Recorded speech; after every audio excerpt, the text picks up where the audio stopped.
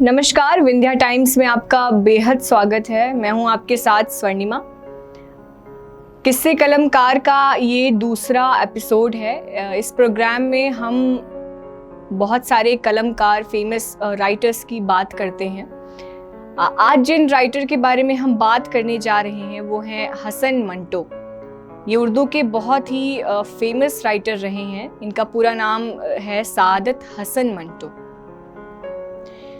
मंटो को मैंने जितना पढ़ा और समझा है उससे ये पता लगता है कि मंटो जिस दौर के बारे में लिखा करते थे ये उसके बारे में पॉलिटिकली और सोशली काफ़ी अवेयर थे। इन्हें काफ़ी इंटरेस्ट था कि सोसाइटी में क्या चल रहा है, पॉलिटिक्स में क्या चल रहा है, इसके बारे में काफ़ी अवेयर रहा करते थे।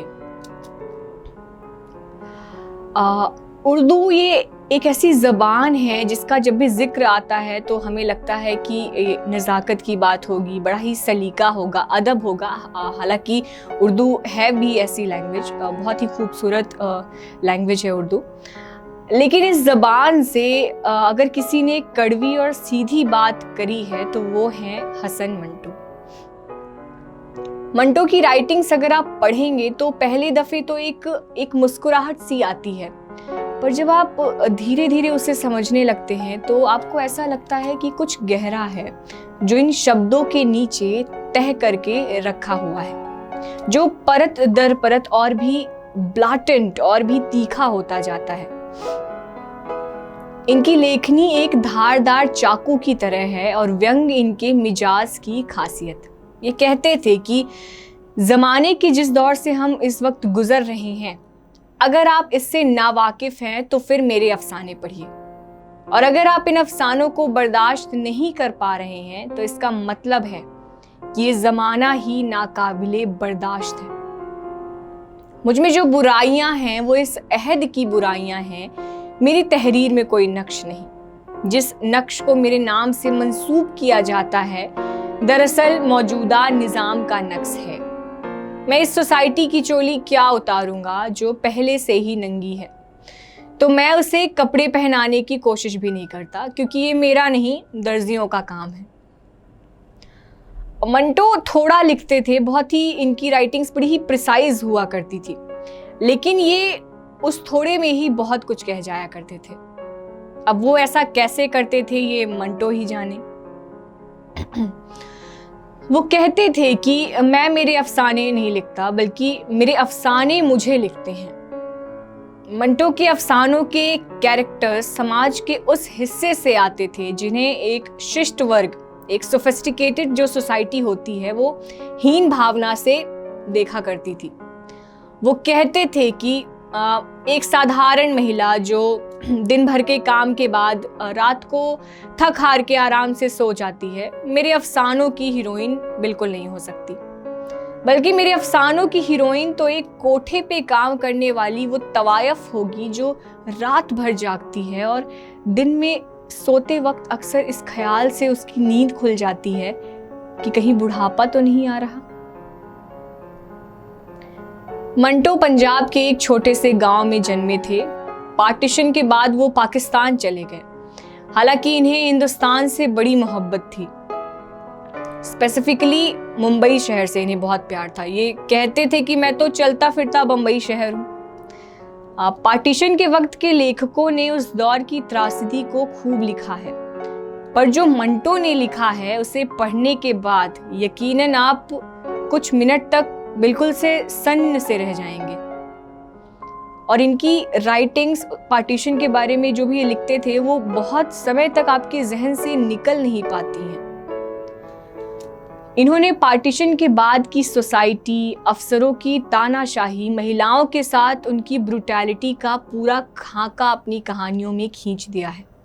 मंटो 6 बार ऑब्सिनिटी यानी कि अश्लीलता के आरोप में अदालत हो आए थे। हालांकि कभी भी ये गुनहगार साबित नहीं हुए थे।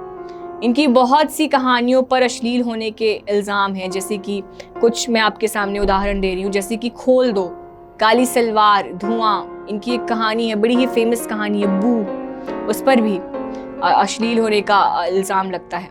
ऐसी ही बहुत सी स्टोरीज हैं इनकी।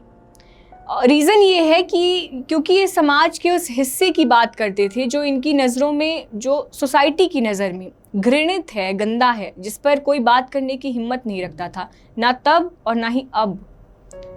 और उस पर भी तुर्रा ये कि वो इन मामलों को बड़ा ही सीधा, बड़ी ही सफाई के साथ लिख देते थे, जैसे ये तो कोई साधारण सी ही बात है। वो कहते थे कि जैसे जब भी हम खाने की बात कर रहे हैं तो उससे जुड़ी चीज़ें आती हैं, रसोई आती है, साग सब्जी आती है, बर्तन। वैसे ही अगर एक तवायफ का जिक्र हो तो उसका कोठा, उसके कस्टमर्स, उसका काम, उसके काम का सलीका, इन सब के बारे में बात करना, तो इनका जिक्र आना तो बड़ा ही वाजिब है। इसमें मुझे कुछ गलत नज़र नहीं आता। मंटो ने शॉर्ट स्टोरीज बहुत लिखी हैं, कुछ मैं आपको सुनाती हूँ। आपको इनकी जो साइकोलॉजी थी उनको समझ पाएंगे, इनका जो व्यंग सटायर करने का तरीका था वो आप समझ पाएंगे बेहतर। तो महज 20 लफ्ज़ों की एक कहानी है, कुछ इस तरह से है कि देखो यार, तुमने ब्लैक मार्केट का दाम भी लिया और ऐसा रद्दी पेट्रोल दिया, एक भी दुकान ना जली।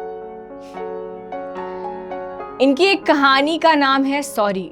कहानी कुछ इस तरह है, ये भी एक शॉर्ट स्टोरी है कि छुरी पेट चाक करती हुई नाभि के नीचे तक चली गई, इजार बंद कट गया।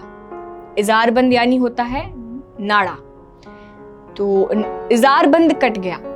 छुरी मारने वाले के मुंह से अचानक से ही क्षमा याचना निकली, अरे मिस्टेक हो गई। मंटो वो लेखक नहीं थे जिन्हें पढ़कर आप चैन की नींद सो जाएं। ये इतना अनकंफर्टेबल लिखा करते थे जिसे पढ़ने के बाद आपकी नींद हराम हो जाए, आप खुद से ही सवाल करने को मजबूर हो जाएं, सेल्फ डाउट में चले जाते थे आप। ये सीधा सच बोलते थे बिना किसी लाग लपेट के। इन्होंने कभी भी किसी को खुश करने के लिए, किसी की खुशामद के लिए कभी भी कुछ लिखा ही नहीं। इनकी एक बड़ी ही फेमस किताब है शिया हाशिए। शिया हाशिए का मतलब होता है डार्क बॉर्डर्स, किनारे।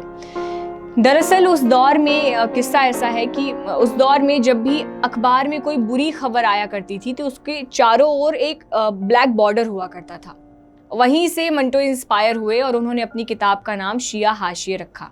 इस किताब को डिफाइन करते हुए मंटो कहते थे कि इंसानों ने ये जो खून की नदी बहाई है ना, मैंने उसके भीतर गोता लगाया है।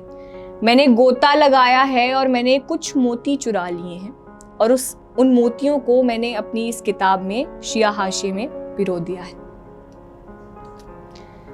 लोग कहते हैं कि मंटो अपने आखिरी दिनों में मेजर डिप्रेशन से जूझ रहे थे, जिससे उबरने के लिए उन्होंने शराब की मात्रा बहुत बढ़ा दी थी।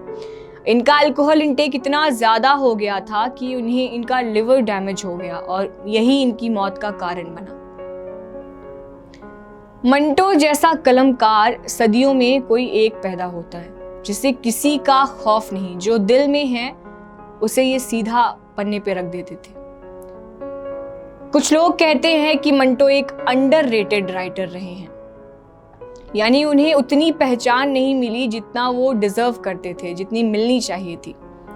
हालांकि मैं इस बात से बिल्कुल भी इत्तेफाक नहीं रखती, क्योंकि मंटो जो लिखा करते थे वो सबके समझ का मसला ही नहीं था और ना ही आज है। उन्हें कोई क्या इन सामाजिक शब्दों में या सामाजिक दायरों में बांटेगा जिसे कोई सिस्टम नहीं रोक पाया। मंटो कहते थे कि ऐसा होना बहुत मुमकिन है कि किसी रोज सादत हसन मर जाए और महज मंटो बचे।